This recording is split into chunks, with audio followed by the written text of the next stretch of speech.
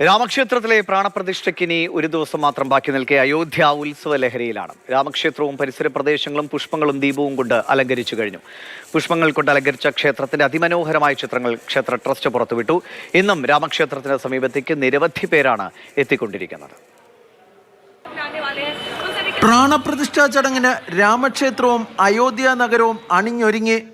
എങ്ങും ഭക്തിസാന്ദ്രമായ അന്തരീക്ഷം. ക്ഷേത്രം ടൺ കണക്കിന് പുഷ്പങ്ങൾ കൊണ്ട് അലങ്കരിച്ചു. പുഷ്പാലങ്കൃതമായ രാമക്ഷേത്രത്തിന്റെ അതിമനോഹരമായ ചിത്രങ്ങൾ ഇന്നലെ ക്ഷേത്ര ട്രസ്റ്റ് പുറത്തുവിട്ടിരുന്നു. രാജ്യത്തിന്റെ വിവിധ ഭാഗങ്ങളിൽ നിന്നാണ് ഈ പുഷ്പങ്ങൾ അയോധ്യയിൽ എത്തിച്ചത്. ക്ഷേത്രത്തിലേക്കുള്ള എല്ലാ പ്രവേശന കവാടങ്ങളും വഴികളും വിവിധതരം പൂക്കൾ ഉപയോഗിച്ച് അലങ്കരിച്ചിട്ടുണ്ട്. പ്രത്യേക ദീപങ്ങളും അലങ്കാരത്തിനായി ഉപയോഗിച്ചിട്ടുണ്ട്.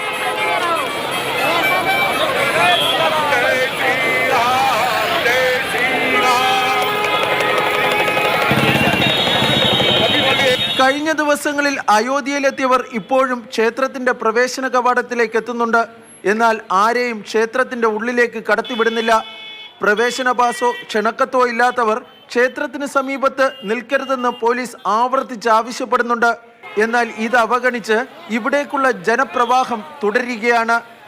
പ്രാണപ്രതിഷ്ഠാ ചടങ്ങിന് മുന്നോടിയായി വിഗ്രഹത്തിൽ നടത്തുന്ന അഭിഷേക നടപടികൾ ഇപ്പോൾ ക്ഷേത്രത്തിനുള്ളിൽ പുരോഗമിക്കുകയാണ്.